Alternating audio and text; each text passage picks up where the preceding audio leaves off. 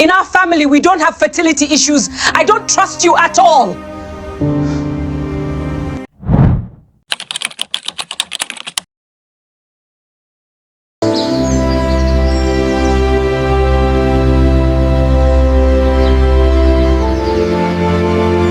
They called her Barren. They mocked her. They blamed her for something she didn't even understand. But what if I told you the real problem was never her? This is the story of a woman who lost her peace, her dignity, and almost her self-worth because of a secret her husband chose to hide. Amara was not just any woman. At 35, she had built a life many only dreamt of. A successful Nigerian entrepreneur, she owned a thriving fashion brand in Lagos. Her designs had been worn by celebrities, featured in magazines, and exported internationally. She had money. She had respect. She had independence. But there was one thing she didn't have: love. Over the years, relationships came and went. Some men felt intimidated by her success. Others only wanted her for what she had. So she waited. She prayed. She hoped.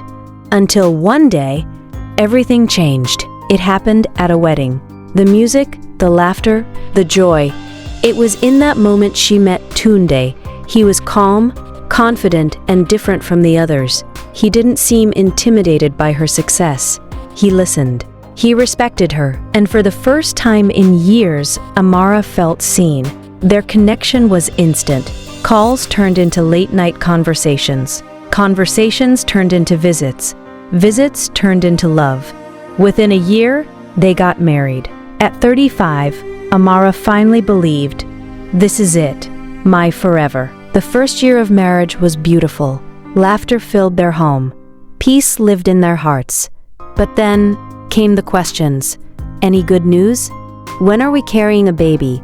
Time is not on your side. You know, at first, it was just curiosity. Then, it became pressure.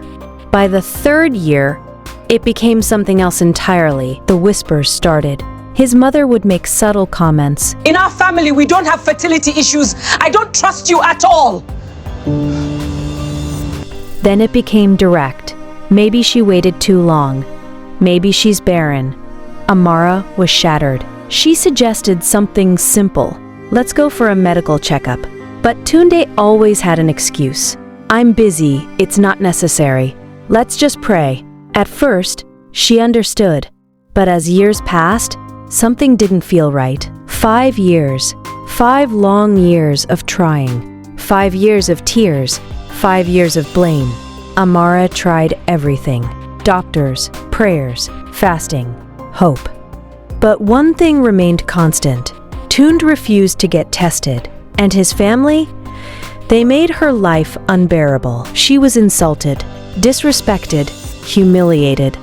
In her own marriage, one evening, everything changed. Tunde didn't know Amara was home. He was on the phone, laughing, carefree, until she heard something that froze her soul. Guy, you know, say since the accident, things never balance. I just dey manage. Amara's heart stopped. Accident? Manage? What did that mean? She stood there, listening, trembling. If she finds out, the marriage is over. But inside Amara, a storm had begun. That night, she couldn't sleep. The next morning, she confronted him. At first, he denied it. Then he got angry. Then he broke. Years before they met, Tunde had been in a terrible accident. It affected him. His ability to have children was damaged, possibly permanently. Amara felt her world collapse. It wasn't just the infertility. It was the lie, the silence, the years of watching her suffer while knowing the truth. You let them insult me. You let them call me barren. You knew, and you said nothing? Tunde had no answer. And in that moment, Amara realized love without honesty is cruelty. Leaving wasn't easy, but staying would destroy her. So she chose herself. She walked away from the marriage, from the pain, from the lies, from the shame that was never hers to carry. People talked, But for the first time in years, Amara felt free. Months passed. Amara didn't rush into anything. She focused on healing, on rebuilding herself, on finding peace again. And then, she met Shinadu. He was different, not just in words, but in actions. He was honest, patient, intentional. This time, Amara did things differently. Before love went too far, she spoke her truth. "I've been through a lot. I don't want secrets anymore." Shinadu looked at her and said, "Then we'll build something with honesty." Together, they went for medical checkups. No fear, no hiding, just truth. And everything came back normal. They got married quietly. No pressure, no noise. Just peace. And then, something unexpected happened. Within a year of their marriage, Amara conceived. Yes, the same woman they called Barren, the same woman who was mocked, the same woman who cried herself to sleep for years, was now carrying life. When the news spread, people were shocked. Whispers turned into silence. The same in-laws who once insulted her had nothing to say, because the truth had revealed itself without her saying a word. She was never the problem. Months later, she held her baby in her arms. Tears rolled down her cheeks, not of pain, but of victory, of healing, of truth. She remembered all the nights she questioned herself, all the times she felt not enough, all the moments she almost broke, and she whispered to herself, "I was never broken." They called her Barren. But her story was never empty.